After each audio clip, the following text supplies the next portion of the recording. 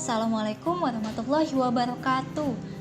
Bertemu lagi dengan Ibu Amara dalam mata pelajaran Ilmu Pengetahuan Sosial. Pada kesempatan hari ini, kita akan membahas materi interaksi keuangan dalam kehidupan di negara anggota ASEAN. Teman-teman ada yang masih ingat berapa jumlah negara anggota ASEAN? Ya, betul. Ada 10 negara anggota ASEAN. Yuk kita lihat 10 bendera negara anggota ASEAN, dimulai dari sebelah kiri ya. Yang pertama ada bendera Indonesia, yang kedua Singapura, yang ketiga Thailand, yang keempat Malaysia, yang kelima Laos, yang keenam Filipina, yang ketujuh Brunei Darussalam, yang kedelapan Myanmar, yang kesembilan Vietnam, dan yang terakhir Kamboja.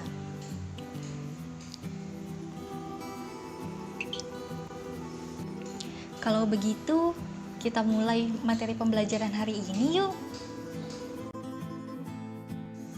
Materi yang pertama adalah letak geografis negara anggota ASEAN. Letak geografis menunjukkan letak suatu daerah dilihat dari kenyataannya di bumi dan dibandingkan dengan posisi daerah lain. Negara anggota ASEAN atau kawasan Asia Tenggara terletak di antara dua samudra dan dua benua, yaitu Samudra Hindia dan Samudra Pasifik, juga di antara benua Asia dan benua Australia. Teman-teman ada yang bisa bantu Ibu untuk menyebutkan di mana letak Samudra Hindia dan Samudra Pasifik, juga letak benua Asia dan benua Australia? Ya, benar. Samudra Hindia terletak di sebelah kiri kawasan Asia Tenggara, sedangkan Samudra Pasifik terletak di sebelah kanan kawasan Asia Tenggara. Benua Asia terletak di atas atau melingkupi kawasan Asia Tenggara, sedangkan benua Australia terletak di sebelah kanan bawah kawasan Asia Tenggara atau tepatnya di bawah kawasan Indonesia.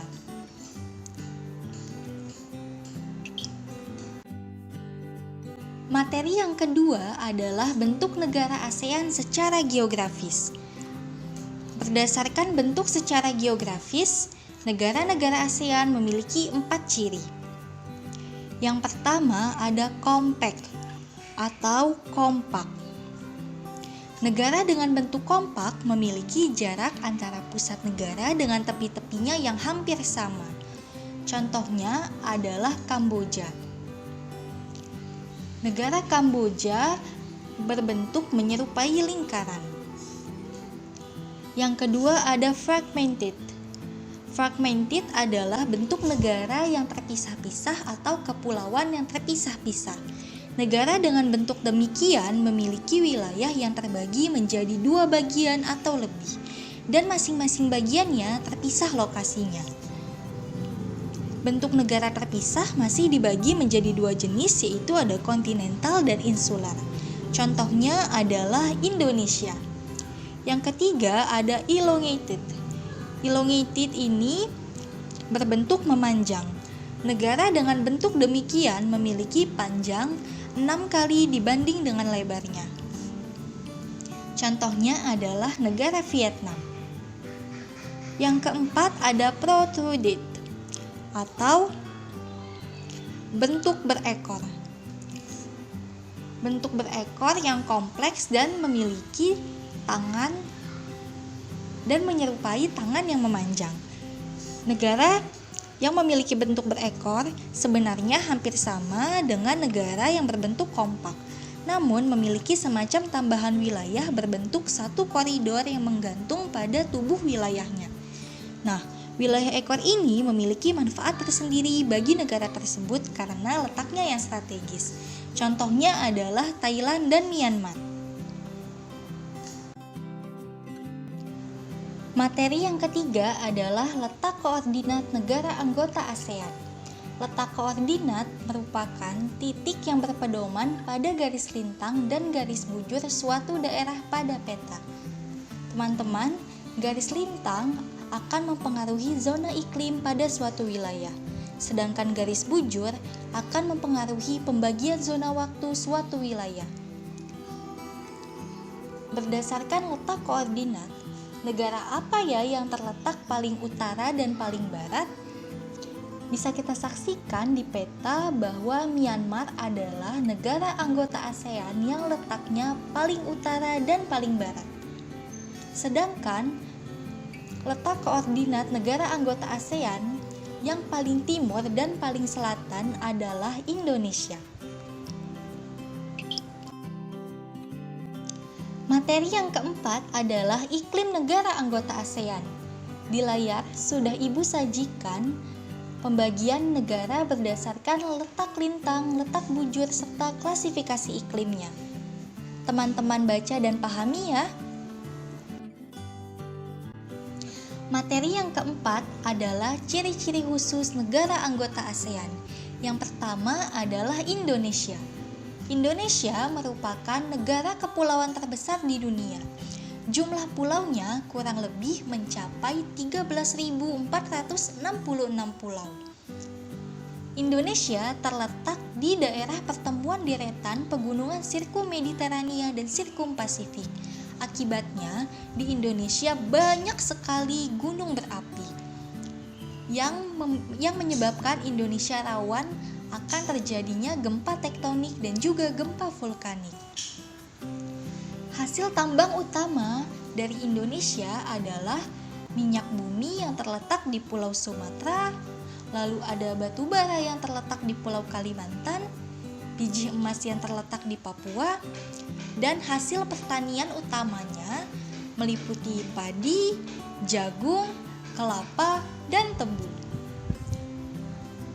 Hubungan kerjasama yang dilakukan oleh Indonesia salah satunya adalah hubungan bilateral dengan Jepang. Hubungan bilateral ini meliputi ekspor dan impor atau jual beli antar negara. Indonesia mengekspor kayu dan bahan tambang ke Jepang. Lalu Indonesia juga mengimpor barang elektronik dan otomotif dari Jepang.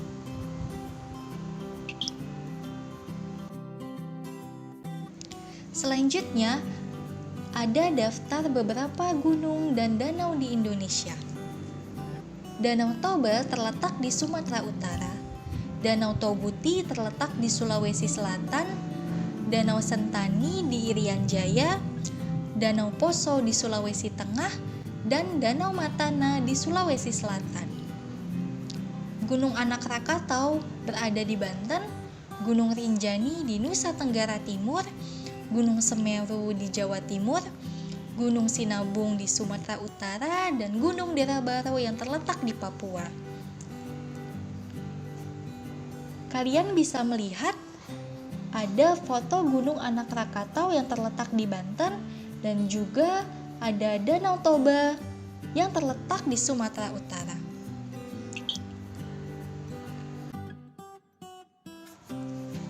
Selanjutnya adalah negara yang dijuluki petrodolar Asia Tenggara. Siapa itu? Brunei Darussalam.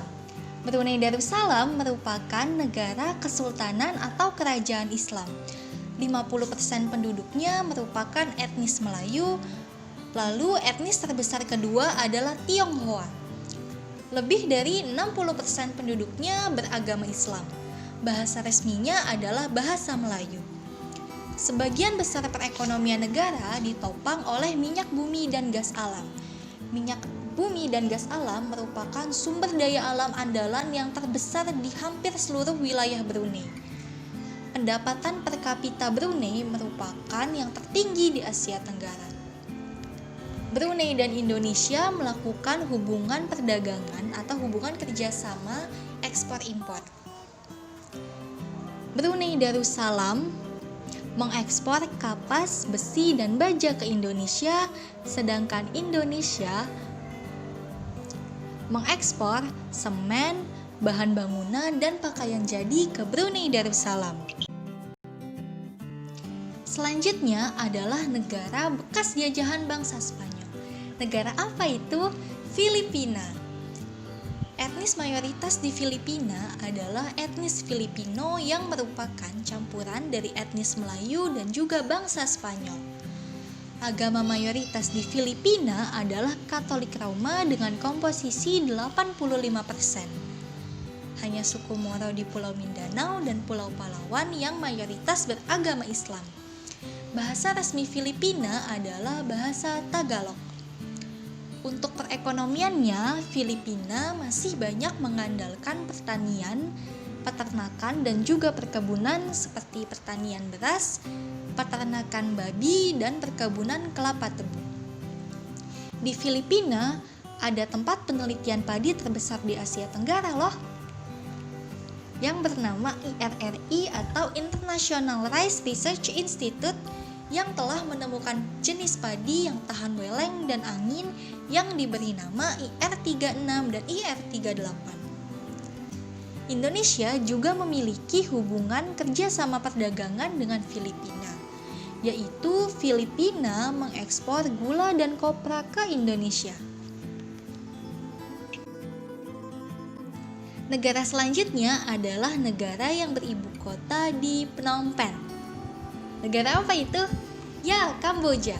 Keadaan alam dan sosial di Kamboja meliputi: di Kamboja terdapat Sungai Mekong yang merupakan sungai terpenting untuk negara tersebut, karena daerah yang dialiri oleh Sungai Mekong merupakan lahan yang subur untuk pertanian. Di Kamboja juga terdapat danau terbesar di Asia Tenggara yang bernama Tonle Sap. Daerah subur terletak di Kamboja Tengah. Gunung tertinggi yang berada di Kamboja bernama Phnom Aurat. Etnis mayoritasnya adalah etnis Khmer dengan komposisi 85%. Dalam bidang perekonomian dan politik, Kamboja bertumpu pada pertanian yang masih tradisional. Industrinya pun terbatas pada semen, kayu, dan rokok dalam skala kecil. Indonesia berperan dalam menyelesaikan pertikaian di Kamboja melalui Jakarta Informal Meeting, dan Indonesia juga pernah mengirim pasukan Garuda 12 pada tahun 1992.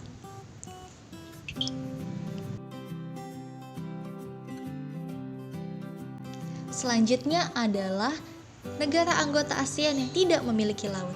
Negara apa itu? Ya, Laos. Laos merupakan negara pegunungan dengan kawasan hutan tropis yang belum terjamah.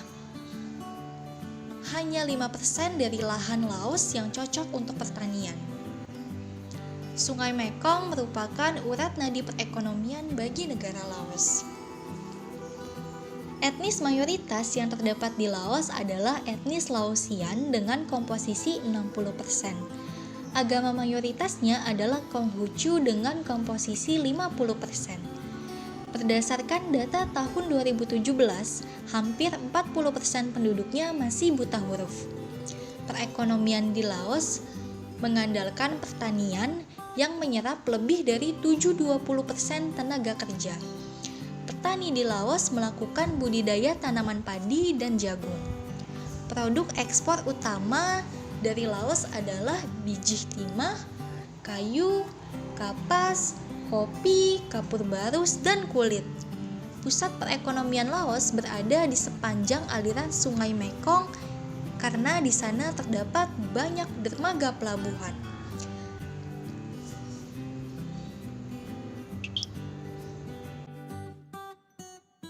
Adalah negara yang memiliki ikon Menara Kembar atau Menara Petronas. Negara apa itu? Ya, Malaysia. Kondisi alam Malaysia. Titiwangsa adalah pegunungan terpanjang di Malaysia yang tanahnya tidak begitu subur. Maka dari itu, lahan Titiwangsa digunakan sebagai area perkebunan kelapa sawit. Titik tertinggi di Malaysia adalah puncak Gunung Kinabalu. Komposisi penduduk Malaysia terdiri dari 50% etnis Melayu, 37% etnis Tionghoa, dan 11% etnis India. Undang-undang yang diberlakukan oleh Malaysia banyak mengambil hukum-hukum Islam seperti hukum gantung, hukum cambuk, dan sebagainya. Seperti halnya Indonesia, pada tahun 1998 Malaysia juga mengalami krisis moneter. Namun Malaysia cepat pulih dari krisis moneter tersebut karena adanya anjuran cintai produk lokal. Sumber devisa terbesar Malaysia berasal dari minyak bumi dan gas. 40% kebutuhan karet di dunia disuplai oleh Malaysia. Malaysia juga merupakan penghasil timah terbesar di dunia. Tenaga kerja Indonesia banyak bekerja di Malaysia, yang merupakan salah satu bentuk hubungan kerjasama dari Indonesia dan Malaysia. Selanjutnya adalah negara yang beribu kota di Yangon. Negara apakah itu? Ya, Myanmar. Myanmar terbentuk dari 2 lipatan pegunungan di sebelah barat dan sebuah patahan di sebelah timur. Hampir seluruh wilayah Myanmar terletak di lembah Sungai Irrawaddy. 65% penduduk Myanmar bermata pencaharian sebagai petani. Ekspor andalannya adalah beras, kacang-kacangan, ikan, udang, dan bahan mineral kayu. Etnis mayoritas di Myanmar adalah etnis Tibet Burma dengan komposisi 72%. Agama mayoritasnya adalah agama Buddha dengan presentase 85%.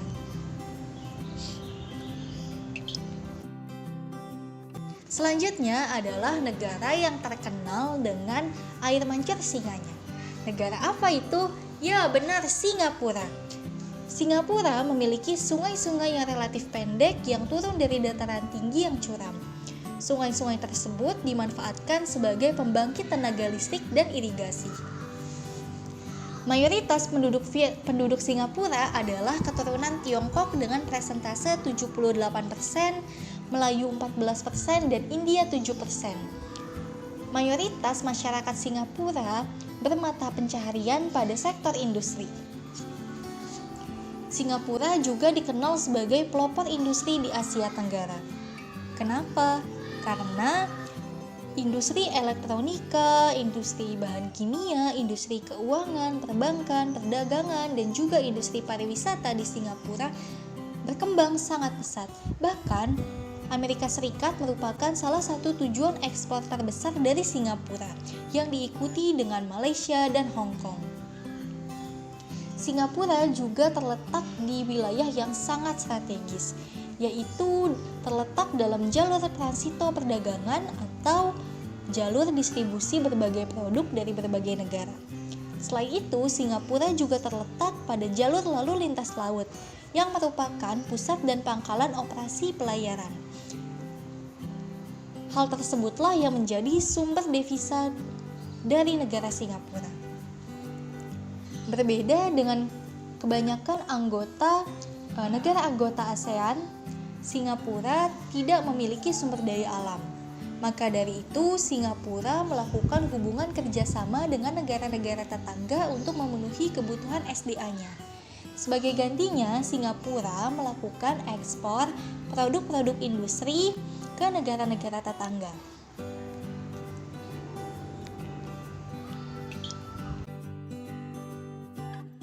Selanjutnya adalah negara yang dijuluki sebagai negeri gajah putih. Negara apa itu? Ya, benar, Thailand. Mayoritas penduduk Thailand berasal dari suku Thai dengan presentase 75%. Perekonomian Thailand sangat bergantung pada bidang pertanian dan karet. Teman-teman ada yang pernah mendengar jambu Bangkok, apel Bangkok, dan nangka siam? Buah-buahan tersebut merupakan hasil rekayasa dari petani Thailand loh.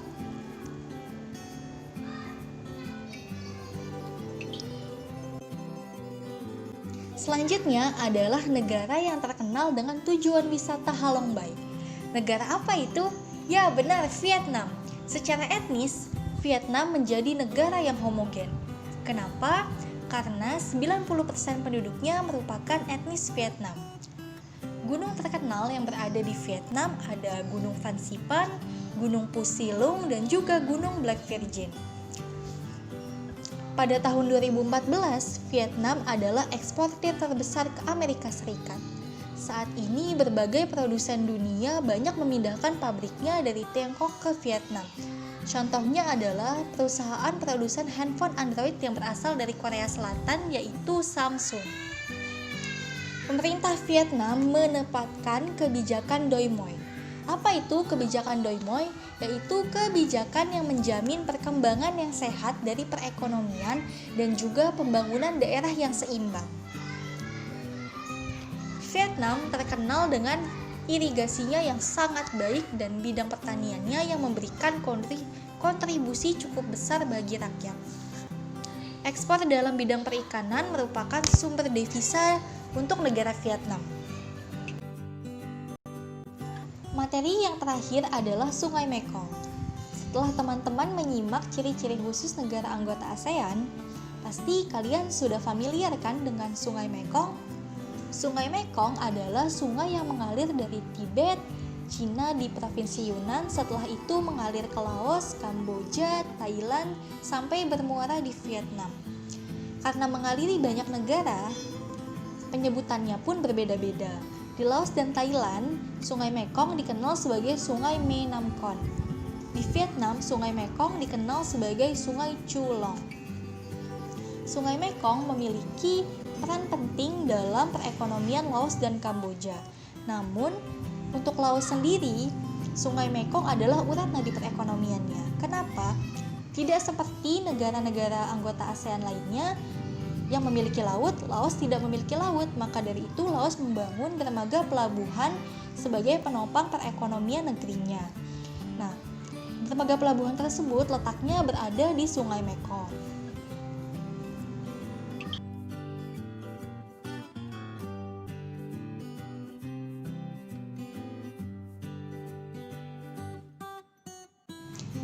Nah, sudah selesai materi kita hari ini. Terima kasih kepada teman-teman yang sudah menyaksikan. Semoga apa yang Ibu sampaikan bisa dipahami dan juga bisa bermanfaat untuk teman-teman. Sampai bertemu lagi di pertemuan selanjutnya. Semangat terus belajar daring. Wassalamualaikum warahmatullahi wabarakatuh.